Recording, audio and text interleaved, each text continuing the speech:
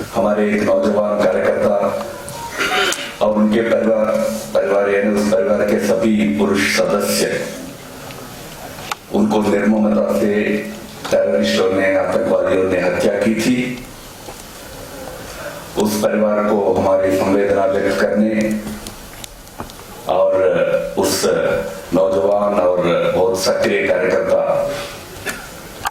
उनके प्रति वसीम बारी और उनके भाई, उनके प्रति, उनके पिताजी, उनके प्रति श्रद्धांजलि समर्पित करने के लिए मैं आया हूं। हर बार लगता है कि ये आखिरी होगी। अब आगे जम्मू कश्मीर की धरती पर देशभक्तों का या सामान्य आम जनता का खून नहीं गिरेगा, नहीं बहेगा। ये तो अंत होना चाहिए मित्रों। आज हम सबको बहुत पीड़ा है कि वसीम बारी, उनका भाई, उनके पिताजी, तीनों को आतंकवादियों ने मार डाला है और उस घर में आज केवल महिलाएं बची है। एक वसीम की पत्नी और उनकी बहन और एकमात्र पुरुष जो उस परिवार में आज है, उनकी आयु जैसे अविनाश जी ने कहा 45 डेज है। उसने अपने बाप को भी पहचाना नहीं था।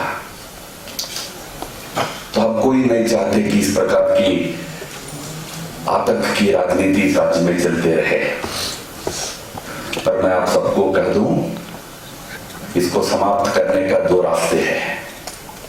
एक रास्ता है इस हाल में जितने कार्यकर्ता बैठे हैं और इन्हीं के जैसा भारत का राष्ट्र ध्वज लेकर आज कश्मीर के गांव-गांव में जो पंच है, सरपंच है और कार्यकर्ता खड़े हैं, वो सब वो झंडा नीचे करे,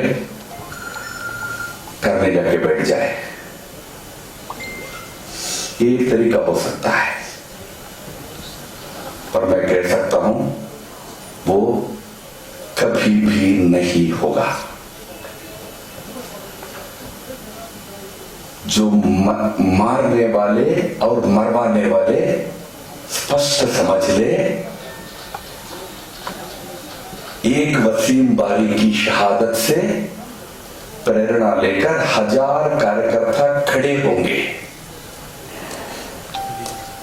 इसलिए ये नहीं समझना कि कुछ नौजवानों को और कुछ मासूमों को मार डालने से जम्मू कश्मीर में, कश्मीर घाटी में कल झंडा पकड़ने वाला कोई नहीं रहेगा। एक के बाद एक इस राज्य की देशभक्त जनता देश के लिए, हमारे तिरंगे के लिए, हमारे संविधान के लिए खड़ा रहेगा। इसलिए इस समस्या का समाधान दूसरा है।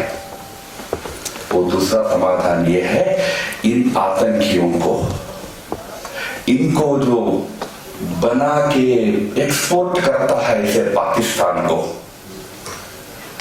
इनको एक सही उत्तर देना पड़ेगा।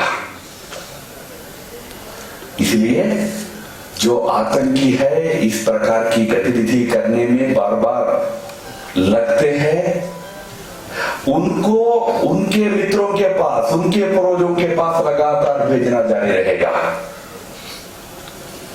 और आज जो वसीम बारी के साथ हुआ या उससे पहले हमारे पंडिता जी के साथ हुआ, या यहाँ एक सिलसिला चल पड़ा है राजनीतिक कार्यकर्ताओं को मारने का, जो लोग वो मारने वाले हैं उनमें किसी को भी बख्शा नहीं जाएगा।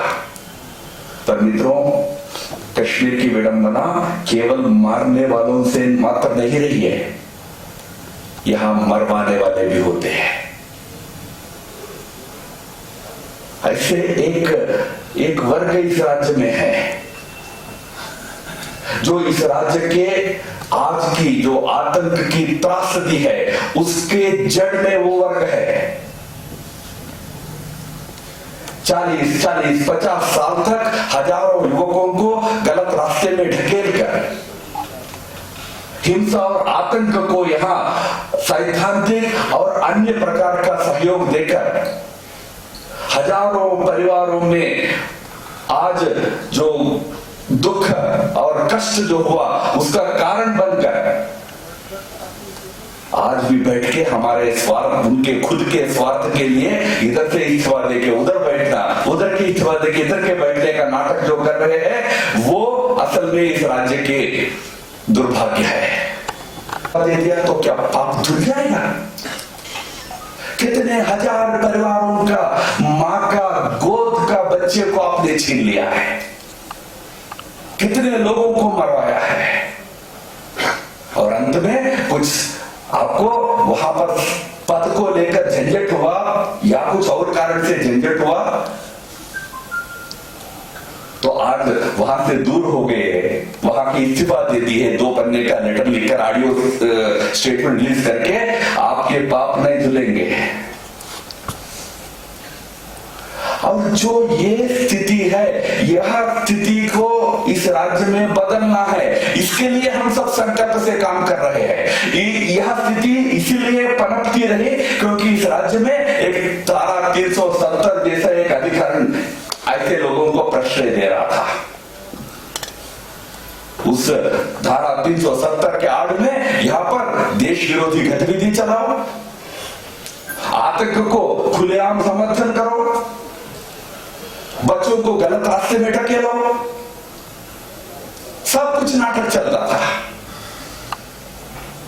आज हमने 370 को इसलिए हटाने का निर्णय किया था ताकि इस राज्य के आम जो लोग हैं, जिनका जीवन अपने रोजी रोटी से है, दिल से वो शांति चाहते, अमन चाहते हैं, ऐसे लोगों को अमन मिले, शांति मिले, उनकी रोजी रोटी अच्छा मिले।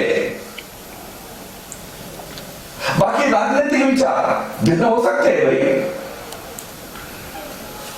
हम आज भी कहते हैं चलो आओ राजनीति करेंगे, मारते क्यों है? और मारते ही तो केवल राजनीतिक कार्यकर्ता नहीं, कुछ दिन पहले हमने देखा है एक बुजुर्ग जा रहे थे, उनको पीछे से गोली मारकर हत्या कर दिया। वो दृश्य देखकर पूरा देश में जो आक्रोश उत्पन्न हुआ, बच्चा वहां छोटा बच्चा उस ग्रैंडफादर के ऊपर बैठा हुआ था पेट पर, मासूम बच्चे के साथ जाना तो उसको मार दिया जाता है। मारने के बाद, मासूमों के मारने के बाद प्रचार कहते हैं हमने नहीं मारा है, सिक्योरिटी फोर्सेस ने मारा है। ये झूठा प्रचार में लग जाते हैं। झूठा प्रचार पाकिस्तान में करता है मित्रों, यहां कश्मीर घाटी में वो तत्व है जो इस प्रकार के झूठे प्रचार करके पाकिस्तान का वकालत करते हैं। उन तत्वों को ठिकाने लगाना आज बहुत बड़ा कर्तव्य है। ये मुझे कहते हुए बहुत दुख होता है। इसमें वास्तव में इस राज्य में जो राजनीतिक लोग हैं, दल है, उन सबको आगे आना चाहिए था। मैं आज भी कह रहा हूं, राजनीतिक बहस में आपका भिन्न विचार हो सकता है। आप राजनीतिक बहस में आज भी जनता के पास जाओ ना, ये कहकर जाओ ना कि नहीं हमको 370 वापस चाहिए, हम उसका हम आप उस आर्गुमेंट करो पॉलिटिकली, उसका विरोधी नहीं है। हम कहते हैं कि 370 इस राज्य के लिए बहुत बड़ी त्रासदी रही, इसलिए हमने हटाया है। आप कहो कि नहीं इससे फायदा है, लोगों को समझाओ, वो राजनीति होती है। पर यहां या तो उसके नाम पर आतंक को समर्थन देने वाले, मरवाने वाले लोग हैं, या तो घर में बैठकर मातम मनाने वाले बाकी नेता हैं।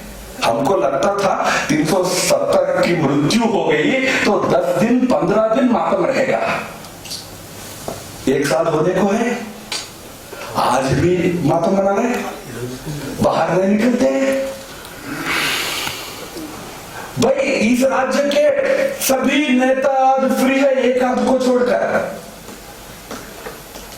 कोई दिल्ली बैठा है, कोई कश्मीर में है, केवल ट्वीट करता है, सड़क पे आता नहीं है। फिर राजनीति करना यानी क्या होता है? जनता के बीच रहकर जनता के इश्यूज को लेकर प्रशासन से आप बात करो, संघर्ष करो, यह राजनीति होती है। अब आप कितना भी मातम मनाओ, 370 वापस आने वाला नहीं है।